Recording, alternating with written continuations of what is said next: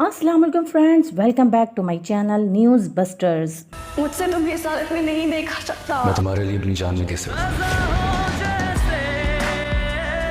Friends, राह जुनू की second last episode में हम देख चुके हैं कि महर को अलायना और अपनी सास की सारी हकीकत पता चल चुकी है। वो अपनी सास से कहेगी कि अलायना तो एक गैर लड़की है, लेकिन मुझे हैरत आप पर है कि आप कैसी माँ है जिसने बहू की नफरत में बेटे को मौत के मुंह में धकेल दिया है। एक तरफ तो महर अक्लमंदी का सबूत देती है कि अलायना और अपनी सास की सारी बातें रिकॉर्ड कर लेती है, लेकिन दूसरे ही पल बेवकूफ़ी की इंतहा कर देती है और अलायना और अपनी सास के सामने आकर उनको बता देती है कि उसने उनकी तमाम बातें मोबाइल में रिकॉर्ड कर ली हैं और अब वो ये सारी बातें सबको बता देगी। लेकिन अलायना, जो कि इंतहा से ज़्यादा शातिर लड़की है, उसको ऐसा करने का मौका नहीं देती है। पलक झपकने में ही महर का मोबाइल छीनकर उसे तोड़ देती है और महर बस उसका मुंह ही देखती रह जाती है और अलायना वहां से 9-2-11 हो जाती है। इसके बाद महर सब घर वालों को चीख चीख कर बुलाती है और शबरेज की माँ और अलायना की साजिशों के बारे में सबको बताती है कि आज आंटी की वजह से ही शबरेज इस हाल में है,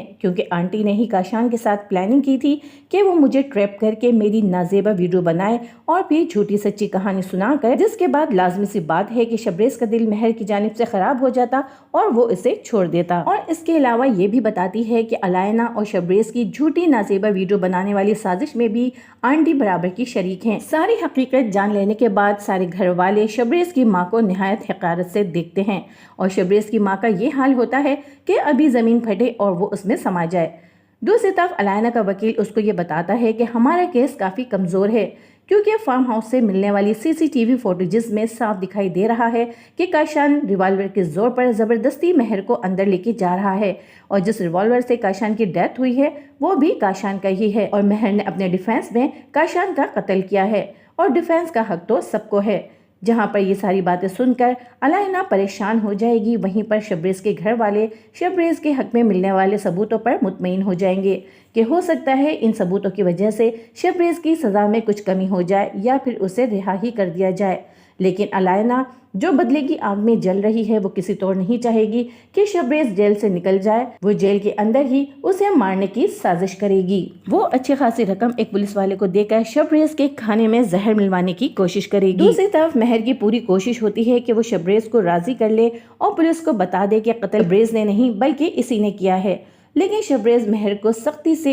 ऐसा करने से मना कर देता है। महर कहती है, मुझसे आपको इस हाल में नहीं देखा जा रहा, जिस पर शबरेज कहता है, ये तो कुछ भी नहीं, मैं तो तुम्हारी खातिर जान भी दे सकता हूँ। दूसरी तरफ अलायना, जो कि पुलिस वाले को एक मोटी रकम दे चुकी है, वो बस इसे इंतजार में होगी कि कब थाने से शबरेज की मौत की खबर आए। वो बार बार थाने फोन करके पूछती है कि शबरेज को खाने में जहर दिया या नहीं, जिस पर वहां से उसे तसल्ली बख्श जवाब दिया जाता है कि अभी तक तो नहीं दिया, लेकिन जल्द ही आपको खुशखबरी मिल जाएगी।